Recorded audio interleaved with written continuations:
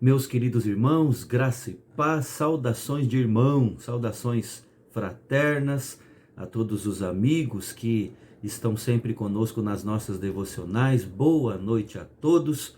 Estamos aqui na série, no livro de Abacuque, Fé em Meio à Crise. E uma pergunta para dar início ao estudo de hoje, ao assunto que trataremos no estudo de hoje. Você acha que Deus trata de forma diferente o pecado do crente e o pecado do descrente? Ou não há diferença entre a maneira de Deus tratar com o pecado daquele que crê em Cristo como seu Salvador e o pecado daquele que não crê? Vamos tentar responder a essa pergunta no estudo de hoje. Muito bem, meus irmãos, vamos cantar. E vamos cantar um hino que é um dos mais belos hinos, eu acho, do nosso inário Novo Cântico, o hino 97, Súplica do Redimido. Vamos cantar?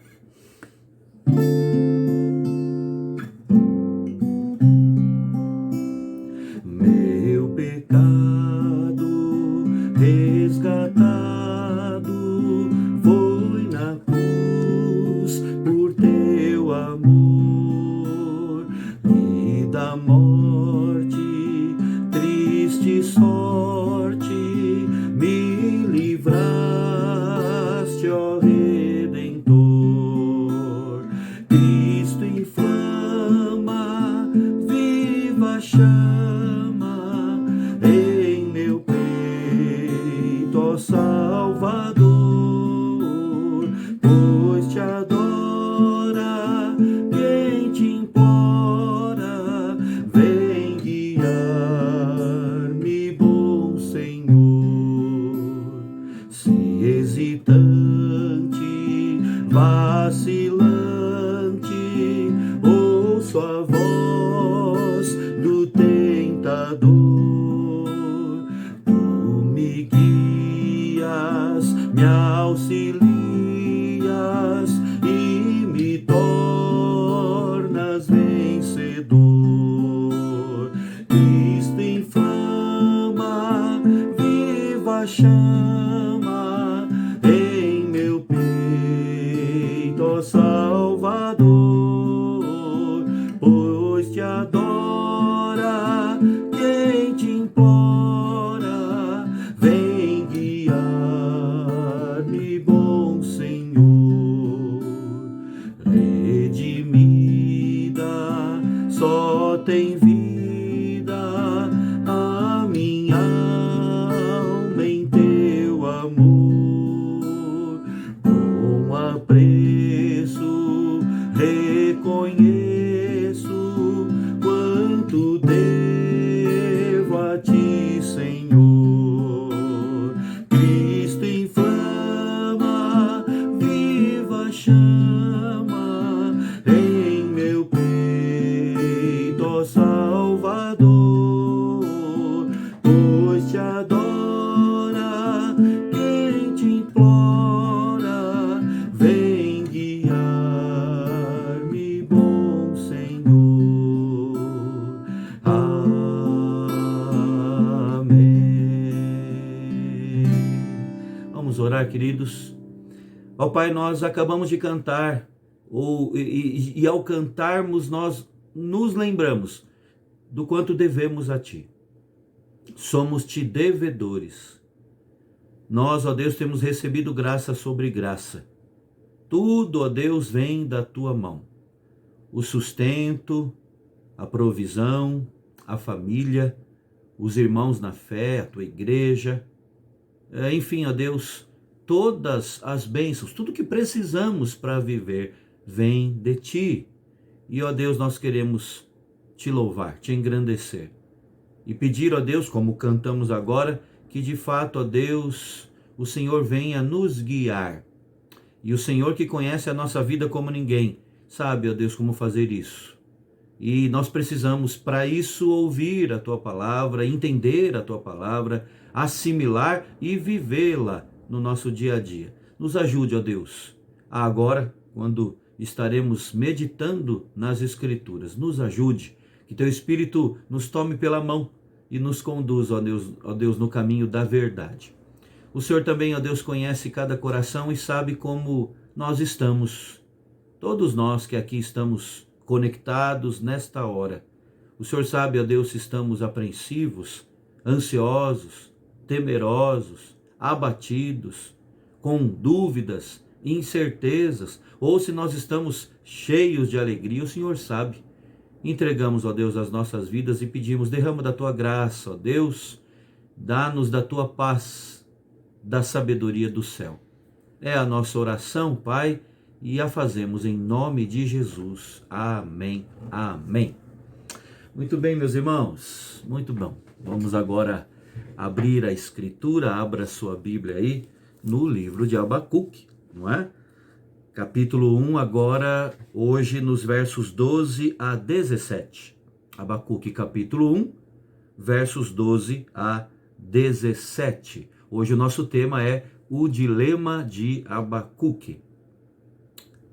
A palavra nos diz: não és tu desde a eternidade, ó Senhor meu Deus, ó meu santo? Não morreremos. Ó Senhor, para executar juízo puseste aquele povo. Tu, ó rocha, o fundaste para servir de disciplina. Tu és tão puro de olhos que não podes ver o mal e a opressão não podes contemplar. Por que, pois, toleras os que procedem perfidamente e te calas quando o perverso devora aquele que é mais justo do que ele? Porque fazes os homens como os peixes do mar, como os répteis que não tem quem os governe? A todos levanta o inimigo com o anzol, pesca-os de arrastão e os ajunta na sua rede varredora. Por isso ele se alegra e se regozija. Por isso oferece sacrifício à sua rede e queima incenso à sua varredura, porque por elas enriqueceu a sua porção e tem gordura a sua comida.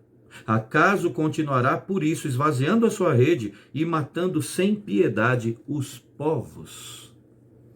Irmãos, cada um de vocês deve se lembrar que o profeta estava inquieto com o silêncio de Deus, não é? Mas vocês devem se lembrar também, nós já falamos que ele ficou ainda mais inquieto quando Deus começou a falar. E essa espantosa revelação de Deus deixou o profeta ainda mais perplexo, ainda mais desorientado, né? Abacuque se queixou a Deus sobre o pecado, sobre a iniquidade de Judá.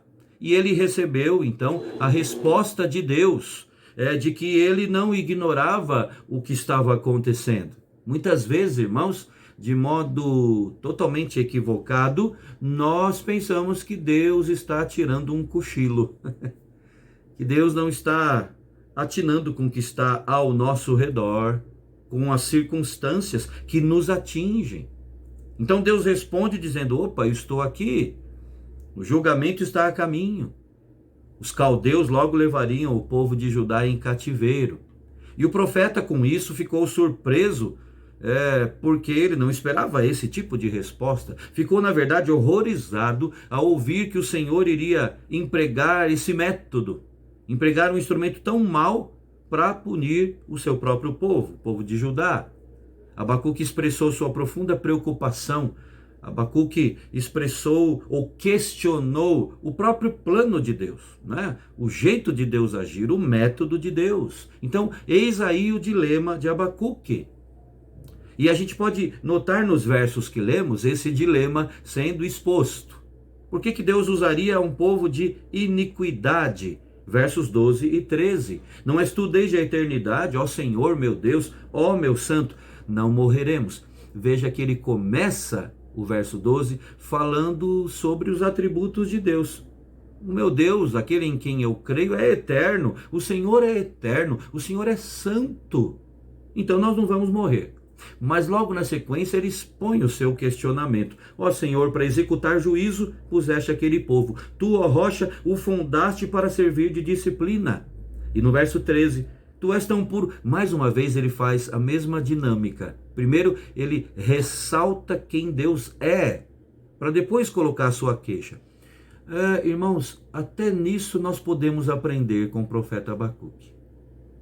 Quando vamos nos dirigir a Deus em oração, quando vamos clamar diante dele, expor a nossa amargura de alma, primeiro devemos nos lembrar de quem ele é. E no verso 13 ele fala: tu és tão puro de olhos que não podes ver o mal, e a opressão não podes contemplar. Está falando aqui que Deus é santo no verdadeiro sentido da palavra. Deus é puro. Não há nada de maligno, de sujo na pessoa do nosso Deus. E aí, na sequência, ele expõe o seu questionamento. Por que então o Senhor tolera os que procedem perfidamente e te calas quando o perverso devora aquele que é mais justo do que ele? Como um Deus santo pode utilizar a injusta Babilônia para levar adiante a sua disciplina sobre Judá? Bom, irmãos, nesse ponto é preciso que o profeta, e também eu e você hoje, todos nós nos lembremos de um fato, né? Deus havia usado outros instrumentos para disciplinar o seu povo. Deus se utilizou de guerras, de calamidades naturais, da pregação dos profetas, de outros profetas, mas eles, o seu povo, não haviam dado ouvidos. Então agora Deus se utiliza de um novo expediente, de uma nova ferramenta, os caldeus. Uma punição efetiva, muito mais dura, muito mais severa. Então, irmãos, diante desse quadro e desta revelação de Deus, Deus respondendo ao profeta como ele nunca imaginava que seria a resposta de Deus, o profeta, diante disso, fica estarrecido, né? E qualquer um de nós, no lugar dele, também ficaria. Deus não me responde, e quando diz algo, levanta um povo pior ainda para nos castigar. Eu não entendo. Certamente foi o que Abacuque sentiu e pensou. Ele sabia que os babilônios foram colocados por Deus para julgar o povo de Judá. Porque no verso 12, que nós citamos agora, ele fala disso, né? O Senhor pôs aquele povo para executar juízo, ou seja, para disciplina, para julgar o seu povo. Isso o profeta compreendia muito bem. O Senhor queria trabalhar no seu povo, que não dava ouvidos aos outros métodos empregados por Deus. Então agora, esse método. Abacuque entendia bem isso. O que ele não entendia, na verdade, era o porquê da necessidade de Deus se utilizar de um povo perverso, injusto, muito mais do que Judá, como os caldeus, para serem o seu agente de disciplina, né? Então ele disse: por que o Senhor tolera isso? Porque o Senhor te cala quando o perverso devora aquele que é mais justo do que ele. Irmãos, é aqui, justamente aqui, que nós podemos nos enxergar, né? Nós podemos nos ver aqui nesse ponto da experiência de Abacuque. Porque às vezes Deus faz isso com a gente.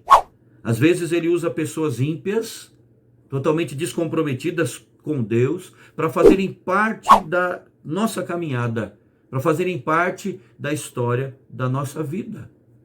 Deus coloca à nossa frente pessoas que violentam com as suas palavras, com as suas atitudes, pessoas cujo poder é o seu Deus. E aí, então, como Abacuque, nós ficamos embaraçados com os métodos de Deus. E com um nó na garganta, quase que só sai essa expressão: por que o Senhor tolera isso? Porque o Senhor está calado quando o justo é devorado por aquele que é mais perverso, mais injusto que ele. Agora, irmãos, eu creio que uma das tantas lições que Deus quis ensinar a Abacuque, e também deseja nos ensinar hoje, é que ele controla todos, até mesmo os maus. Não é isso que fica claro?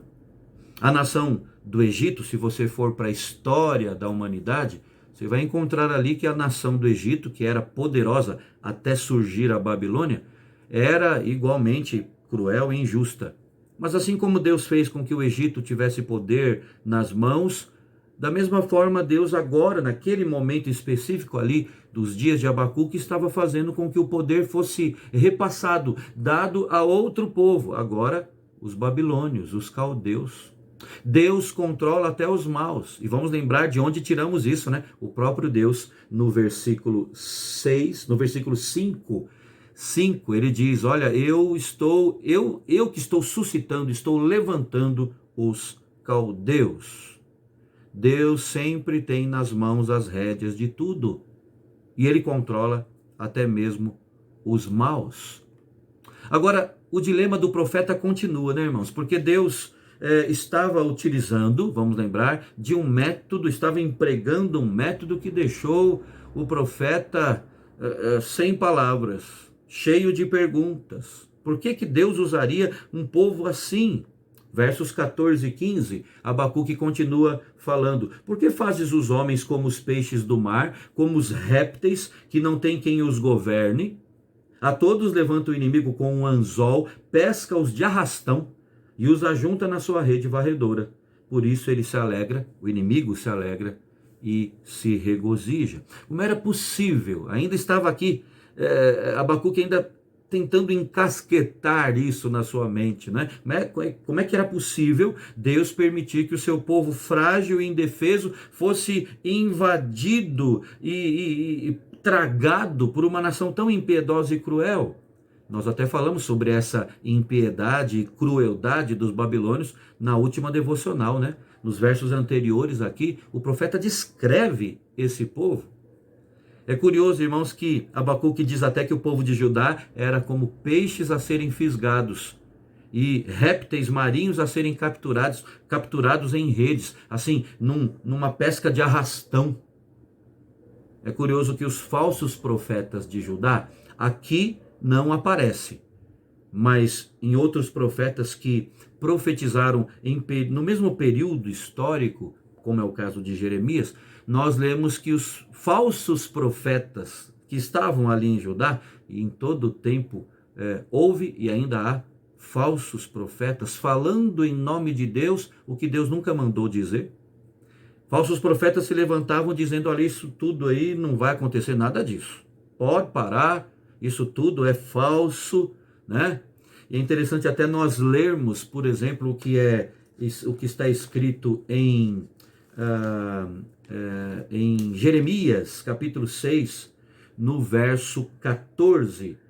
Falando sobre os falsos profetas, Jeremias diz assim: eles curam superficialmente a ferida do meu povo, dizendo: paz, paz, quando não há paz.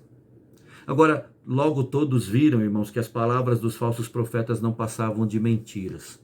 Durante 40 anos, até o profeta Jeremias advertiu o povo de Judá, suplicou que eles voltassem para Deus, mas eles se recusaram a ouvir. E estavam ouvindo, dando trela para falsos profetas. Sabe por que a palavra dos falsos profetas é mais ouvida, mais assimilada, mais facilmente entendida?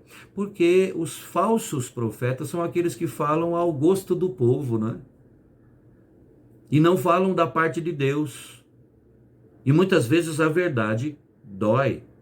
Por que que Deus usaria esse povo? E Abacuque continua aqui, voltando ao texto de Abacuque, né? Abacuque, o profeta enviado por Deus. Essa profecia que ele está aqui nos relatando e o seu dilema depois iria ser anunciado para o povo. Mas ele continua aqui no seu dilema. Por que é que Deus usaria um povo tão idólatra? E é interessante, irmãos, vermos que nos versos 16 e 17, olha o que Abacuque diz: por isso oferece sacrifício à sua rede e queima incenso à sua varredora.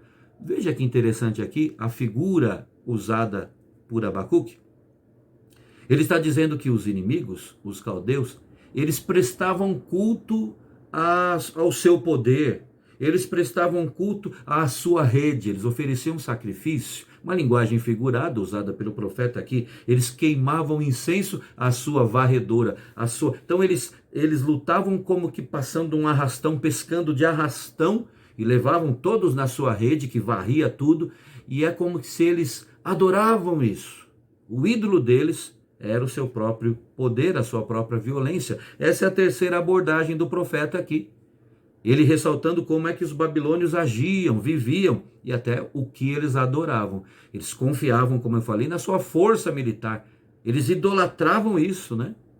E aí aumentava a perplexidade do profeta. Como é que era possível Deus honrá-los ao dar-lhes vitória sobre Judá? Deus estava enchendo essa rede deles de vítimas.